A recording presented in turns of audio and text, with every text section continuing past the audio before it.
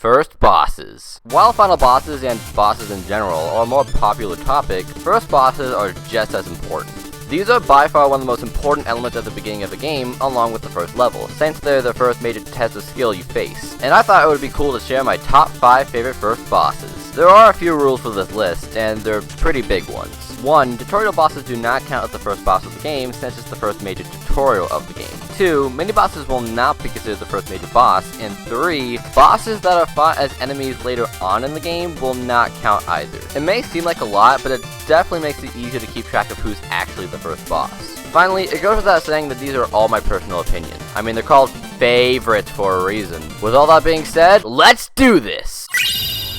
Starting off this list, we have a giant flippin' dragon. The first chapter of Paper Mario the Thousand Year Door makes a strong first impression on the player, and Hooktail is no exception. I mean, she's a giant flippin' dragon. Yes, it's she, get over it. For the entire first chapter, the people in Petalburg keep talking about how dangerous Hooktail is, and for a good reason. Hooktail's attacks, which consist of stomping, biting, and breathing fire, are pretty strong, so you'll want to have gotten blocking down, otherwise this will be over quickly. To make it easier, you'll need a sound effect badge that sounds like a cricket, because Hooktail hates crickets, and that will weaken her attacks.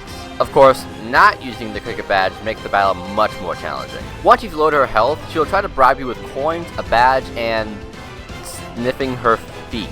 If you accept any of these, she will do damage to you, so it's best to turn down her offers, especially sniffing her feet.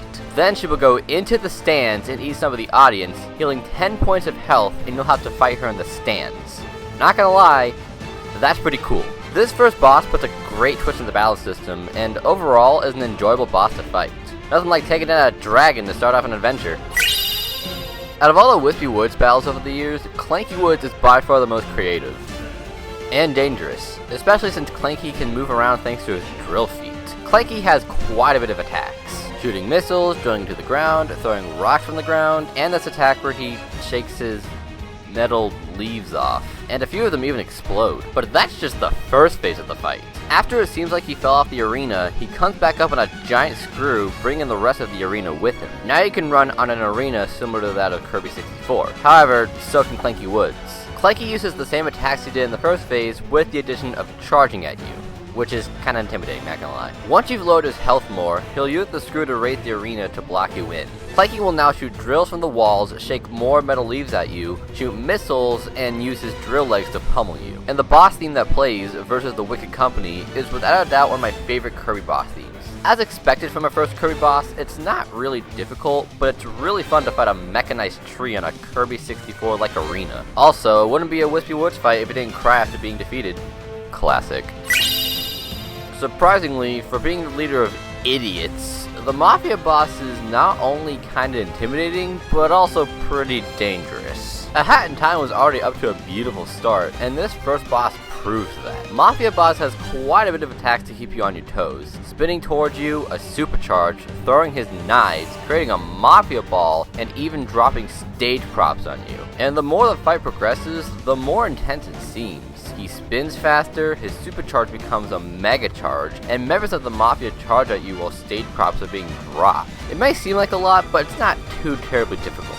The music is also a jam, being a boss remix of the Mafia Town theme. While he's not the most compelling character in the game, his role as the first boss sets a great tone for the rest of the game, especially the cutscene after the fight, but I'll let you guys experience that for yourself. It took 17 years for this thing to get a good boss fight, and he's the first boss this time around. Probably for the best. For those who don't know, Rock Titan's boss fight in Kingdom Hearts 1 is pathetic. Even more so when you consider what you had to fight to get to it. But now the Rock Titan's back, and he's bigger and better than ever. Literally. The fight mostly consists of Sora climbing a mountain, dodging rocks thrown by the Rock Titan, and fighting waves of enemies before fighting him, but it's honestly pretty exhilarating. It really feels like it's part of the boss fight. It's not too terribly challenging, but it's still really fun. Once you get up to him, you have to damage his feet while avoiding him stomping the ground and summoning rock pillars. Once you do that, you have to climb up to him and hit one of his two heads to damage him, which is pretty hard since its heads are constantly moving. Never fear though, the mountain coasters got your back.